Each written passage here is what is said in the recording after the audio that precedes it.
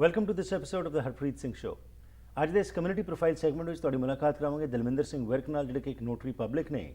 ਪਿਛਲੇ ਹਫਤੇ ਅਸੀਂ ਇਹਨਾਂ ਨਾਲ ਜਦੋਂ ਇਹ ਕੈਨੇਡਾ ਵਿੱਚ ਆਏ ਸੀ ਉਸ ਸਮੇਂ ਤੋਂ ਲੈ ਕੇ 1992 ਤੱਕ ਪਹੁੰਚੇ ਸੀ, ਜਿਸ ਵਿੱਚ ਕਿ ਇਹਨਾਂ ਨੇ ਜੋ ਜਦੋਜਹਿਦ ਕੀਤੀ, ਜੋ ਕਾਮਯਾਬੀਆਂ ਇਹਨਾਂ ਨੇ ਵੈਂਕੂਵਰ ਆਈਲੈਂਡ ਵਿੱਚ ਪ੍ਰਾਪਤ ਕੀਤੀਆਂ, ਉਸ ਤੋਂ ਇਹਨਾਂ ਨੇ ਜਾਣੂ ਕਰਾਇਆ ਸੀ।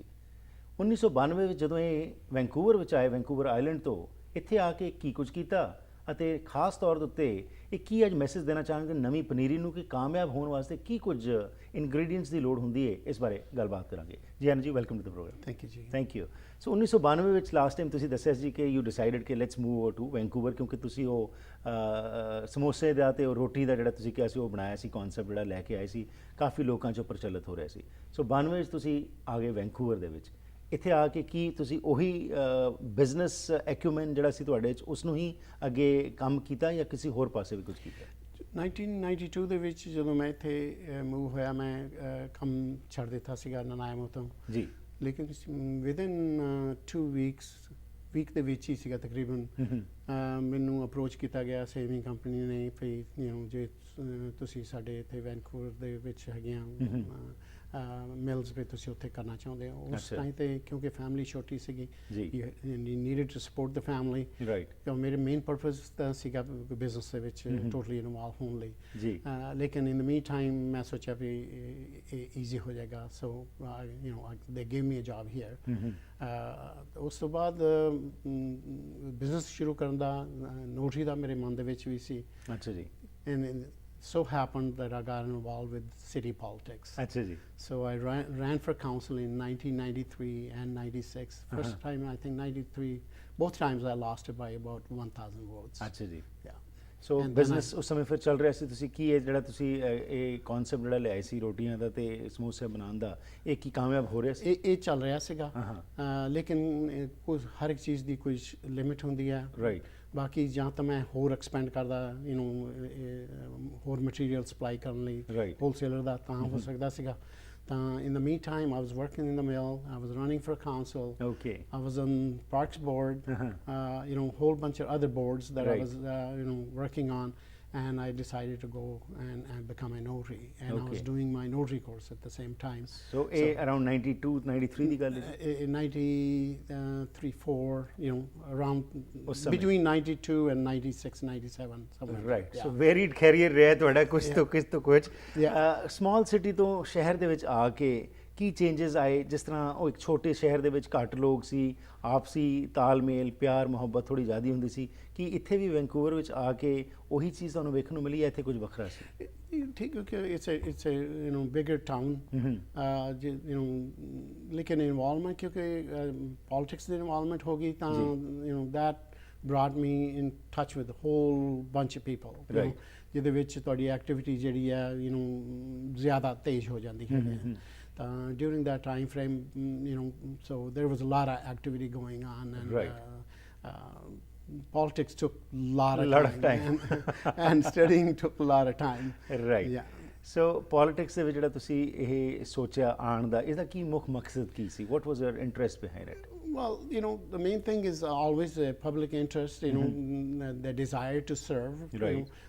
Sometimes, I guess there is a, prestige positions with any time you deal with this.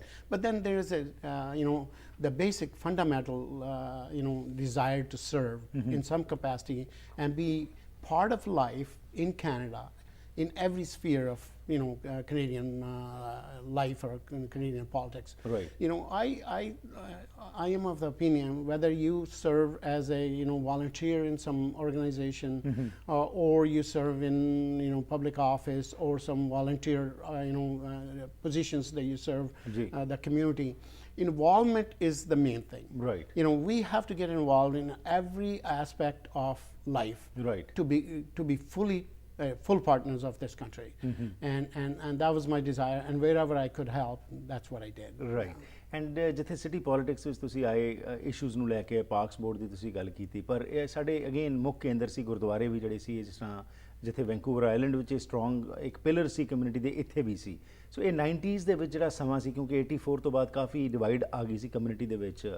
90s ਦੇ ਵਿੱਚ ਕੀ ਤੁਸੀਂ ਕਦੀ ਗੁਰਦੁਆਰਾ ਪੋਲਿਟਿਕਸ ਵਿੱਚ ਵੀ ਸੋਚਿਆ ਕਿ ਮੈਂ ਆਪਣਾ ਥੋੜ੍ਹਾ ਜਿਹਾ ਇਨਵੋਲਵ ਹੋਵਾਂ, ਜਾਂ ਹੋਏ ਜਾਂ ਨਹੀਂ ਹੋਏ? ਗੁਰਦੁਆਰਾ ਪੋਲਿਟਿਕਸ ਦਾ ਦੇਖੋ, ਹਰ ਇਨਸਾਨ ਦਾ ਆਪਣਾ ਰੁਚੀਆਂ ਹੁੰਦੀਆਂ ਜੀ। ਗੁਰਦੁਆਰੇ ਪੋਲਿਟਿਕਸ ਦੇ ਵਿੱਚ ਮੇਰਾ ਕਦੀ ਵੀ ਇੰਟਰਸਟ ਨਹੀਂ ਸੀਗਾ। ਹਾਂ, ਜਦੋਂ ਵੀ ਜਿੱਥੇ ਕੋਈ ਕਿਸ ਤਰ੍ਹਾਂ ਦੀ ਲੋੜ ਪੈਂਦੀ ਸੀਗੀ, ਉੱਥੇ ਹੀ ਅਸੀਂ ਮੈਂ ਆਪਣੇ ਕੈਪੈਸਿਟੀ ਦੇ ਮੁਤਾਬਕ ਹੈਲਪ ਕਰਦਾ ਰਿਹਾ। ਮੈਂ ਕੈਂਸ ਦਾ ਪਰਮਾਨੈਂਟ ਮੈਂਬਰ ਸੀਗਾ, ਪਰ ਨੈਵਰ ਵੋਟਡ ਦੇਅਰ, ਕਿਉਂਕਿ ਕੁਝ ਹੋਰ ਇਨਸਾਨ ਨੇ ਜਿਨ੍ਹਾਂ ਨੇ ਇਹਦੇ ਵਿੱਚ ਰੁਚੀ ਹੈ, ਉਹਨੂੰ involve.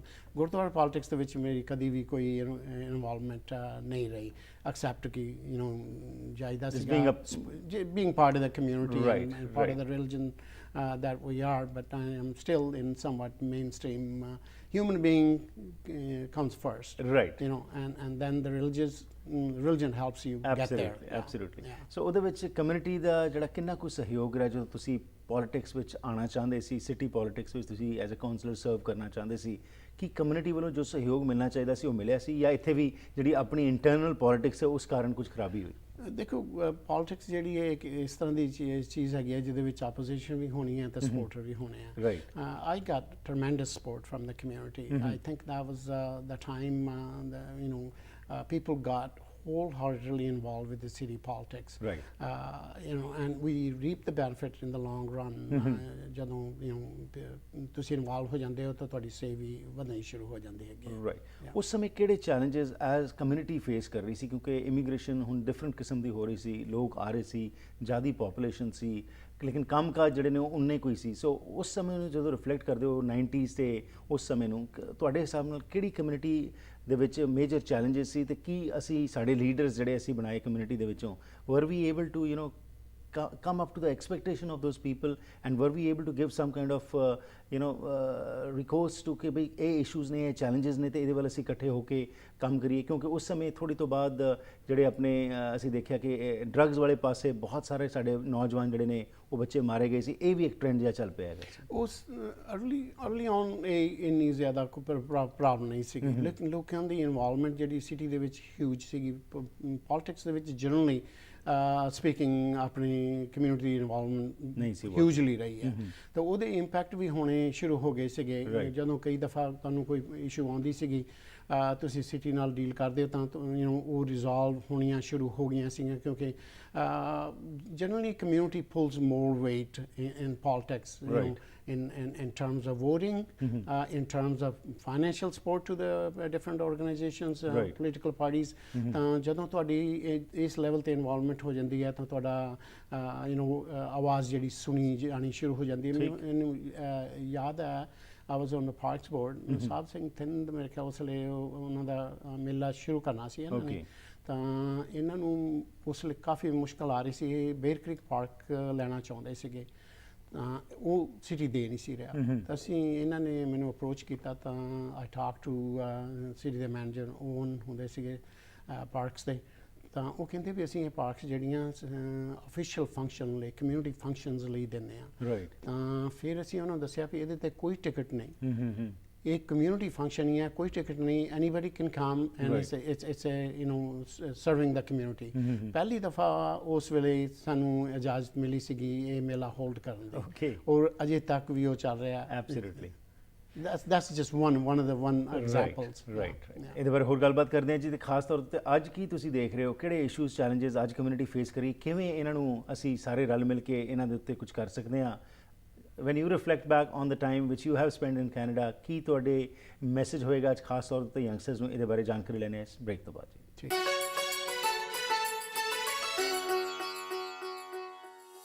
once again welcome back to the program। ਆਓ ਜਿਹੜੀ ਗੱਲਬਾਤ ਕਰ ਰਹੇ ਸੀ ਦਲਮਿੰਦਰ ਸਿੰਘ ਵਿਰਕ ਜੀ ਨਾਲ, ਉਸ ਤੋਂ ਹੋਰ ਤੁਹਾਨੂੰ ਜਾਣੂ ਕਰਾਉਂਦੇ ਹਾਂ ਕਿ ਇਹਨਾਂ ਦੀ ਕਿਹੜੀਆਂ ਉਪਲਬਧੀਆਂ ਰਹੀਆਂ, ਤੇ ਐਜ਼ ਅ ਨੋਟਰੀ ਪਬਲਿਕ ਵੀ ਕੀ ਇਹਨਾਂ ਨੇ ਕੁਝ ਕੀਤਾ, ਕਿਹੜੀਆਂ ਸਮੱਸਿਆਵਾਂ ਨੂੰ ਅੱਜ ਅਸੀਂ ਫੇਸ ਕਰ ਰਹੇ ਹਾਂ, ਕਿਵੇਂ ਐਜ਼ ਅ ਕਮਿਊਨਿਟੀ ਅਸੀਂ ਉਹ ਚੈਲੰਜਸ ਨੂੰ ਫੇਸ ਕਰ ਸਕਦੇ ਹਾਂ, ਤੇ ਨਾਲ ਖਾਸ ਤੌਰ 'ਤੇ ਨਵੀਂ ਪਨੀਰੀ ਜੋ ਹੈ, ਜੋ ਇਸ ਮੁਕਾਮ ਤੱਕ ਪਹੁੰਚਣੀ ਚਾਹੁੰਦੀ ਹੈ, ਕਿਸ ਤਰੀਕੇ ਨਾਲ ਉਹਨਾਂ ਨੂੰ ਕਿਹੜੀ ਚੀਜ਼ਾਂ ਦੀ ਲੋੜ ਹੈ। ਜੀ ਵਿਰਕ ਸਾਹਿਬ, ਸੋ ਕਮਿਊਨਿਟੀ ਦੀ ਜਦੋਂ ਅਸੀਂ ਗੱਲ ਕਰ ਰਹੇ ਹਾਂ, ਤੁਸੀਂ ਐਜ਼ ਅ ਨੋਟਰੀ ਪਬਲਿਕ ਵੀ ਜਿਹੜਾ ਕੰਮ ਕਰੀ ਜਾ ਰਹੇ ਸੀ, ਜਿੱਥੇ ਤੁਸੀਂ ਸਿਟੀ ਪੋਲਿਟਿਕਸ 2 ਵਾਰੀ ਖਲੋਤੇ ਲੇਕਿਨ ਕਾਮਯਾਬ ਨਹੀਂ ਹੋਏ, ਪਰ ਕੀ ਤੁਹਾਡਾ ਜਿਹੜਾ ਲੋਕਾਂ ਦੀ ਸੇਵਾ ਦੀ ਜਿਹੜੀ ਤੁਸੀਂ ਗੱਲ ਕੀਤੀ ਸਰਵ ਕਰਨ ਦੀ ਜਿਹੜੀ ਮਨਸ਼ਾ ਸੀ ਮਨ ਵਿੱਚ ਉਹ as a notary public continue ਰਹੀ ਐਂਡ ਕੀ ਕੋਈ ਉਹਦੇ ਵਿੱਚ ਵੀ ਤੁਸੀਂ ਕੁਝ ਕਾਮਯਾਬੀ ਹਾਸਲ ਕੀਤੀ?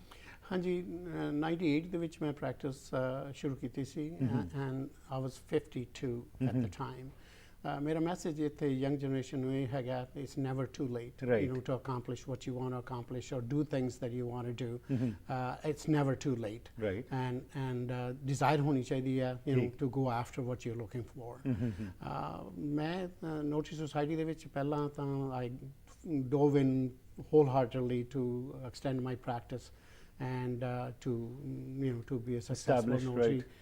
ਉਸ ਤੋਂ ਬਾਅਦ ਜਦੋਂ ਕੁਝ ਸਾਲਾਂ ਤੋਂ ਬਾਅਦ ਮੇਰੇ ਕੋਲ ਫਿਰ ਕੁਝ ਟਾਈਮ ਅਵੇਲੇਬਲ ਹੋਇਆ I was approached by society to be part of the board. Okay. So I served on the society's board for as a director for 4 years as a governor of Notary Foundation. Right. In 2007 I was awarded Notary of the Year award, which was the awarded third time in 80-year history of the society. Oh, wonderful.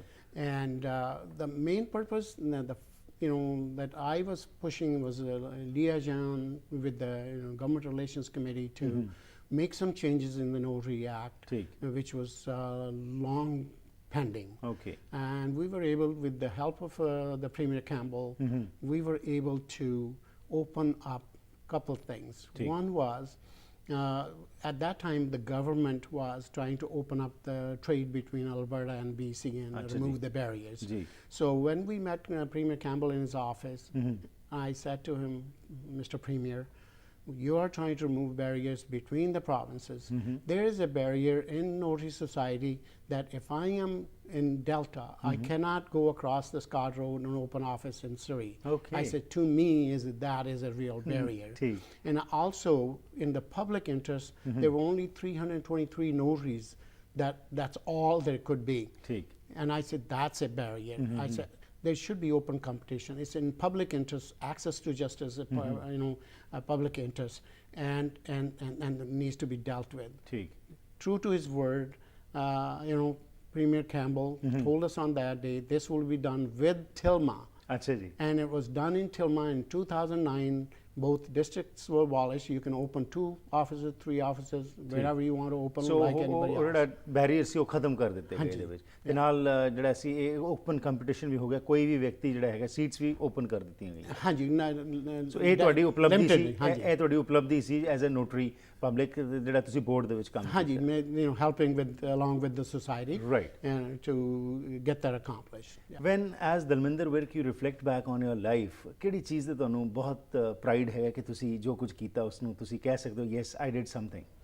Well, there was a whole bunch of small things, but ਜਿਹੜੀ ਮੇਰੀ ਪਹਿਲਾ ਤਾਂ immigration ਤੇ ਤੁਹਾਨੂੰ ਦੱਸਿਆ ਸੀ early stage ਦੇ ਵਿੱਚ, ਤਾਂ ਦੂਸਰਾ I was a proud member of the Society of Notary Publics. I served on the society as a first vice president for the whole of BC, governor of the Notary Foundation. But my main something that I felt good about was to get the notary seals opened up. It was so difficult to get into Notary Society, this particular field, and now this is open, and you will have noticed in Surrey alone that how many new young notaries have come into this field and providing their services to the public, making it easy for them to access their services. Any regrets? No regrets. Wonderful. None whatsoever. Life is good. It's full of hard work, sometimes struggles, but struggles should be taken as challenge, not as an obstacle. What inspires you to do what you are doing? It's just drive to be successful, number one, on a personal level, and also to be able to provide some services, to be able to work with the community, to be part of Canada to the best of our abilities. That's my desire. And lastly, Ki message ਦੇਣਾ ਚਾਹੋਗੇ ਨੌਜਵਾਨ ਪੀੜ੍ਹੀ ਨੂੰ, ਕਿਉਂਕਿ ਹਰ ਇੱਕ field ਦੇ ਵਿੱਚ ਜਿੱਥੇ ਵੀ ਉਹ ਕਾਮਯਾਬ ਹੋਣਾ ਚਾਹੁੰਦੇ ਨੇ, ਅੱਜ ਕਈ ਵਾਰੀ ਅਸੀਂ ਸ਼ਾਰਟਕਟਸ ਵੇਖਦੇ ਹਾਂ।